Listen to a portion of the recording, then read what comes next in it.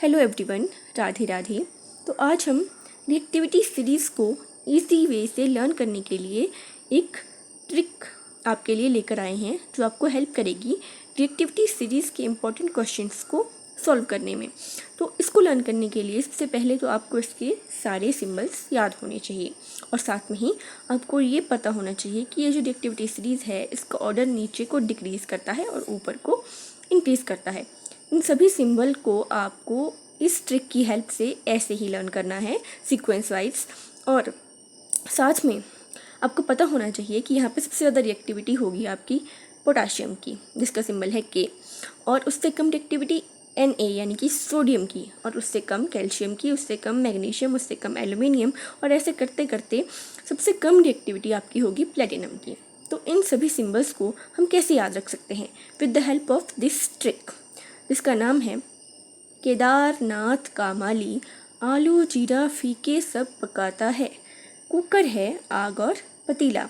जिसमें के जो है यहाँ पर वो पोटाशियम है, और के को हम कैसे याद करेंगे? केदार, सोडियम जिसको हम Na कहते हैं उसको हम याद करेंगे नाथ से, केदारनाथ, Ca का माली MgAl आलू, एंड Zn जीरा, Fe से फीके, Sn यानी कि टिन, सब इसको हम कहेंगे सब, और Pv से पकाता और H से है, Cu यानी कि कॉपर उसको हम कहेंगे कुकर, और Hg मतलब है Ag आग, Au यानी कि गोल्ड उसको हम कहेंगे और Pt यानी कि प्लेटिनम जिसको हम यहाँ पे बोल रहे हैं पतीला। तो एक बार आपको मैं दोबारा से इसको रिमेंबर करके इस ट्रिक को याद करवा देती हूँ, रिमेंबर करवा देती हूँ।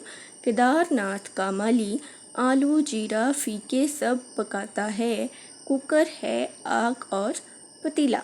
इसमें सबसे कम रिएक्टिविटी आपकी होगी प्लेटिनम की, और उससे थोड़ी ज़्यादा होगी आपके पास गोल्ड की, ठीक है। और ऐसे ही ऊपर कोई रिएक्टिविटी जो है वो इंक्रीज़ करती जाएगी। इस तरीके से हम अपनी रिएक्टिविटी सीरीज़ को इजी वे से लर्न कर सकते हैं। रिएक्टिविटी सीरीज़ हमारे पास बहुत सारे इंपॉर्टेंट क्वेश्चंस को सॉल्व करने में हेल्प करती है, जैसे कि आयरन जो है वो ईजिली डिस्प्लेस हो सकता है इसके थ्रू, जिंक के थ्रू, क्योंकि जिंक जो है वो यहाँ पे ज़्यादा रिएक्टिव है।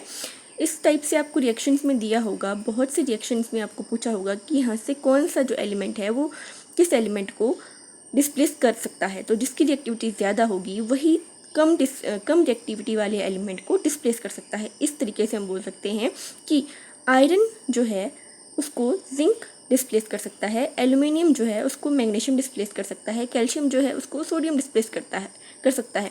लेकिन हमारे पास कैल्शियम सोडियम को डिस्प्लेस नहीं कर सकता, क्योंकि कैल्शियम की रिएक्टिविटी यहाँ पे कम है और सोडियम की रिएक्टिविटी यहाँ पे ज़्यादा है। तो इस टाइप से जो क्वेश्चंस आते हैं आप उनको इजीली सॉल्व कर सकते हो with the help of this reactivity series.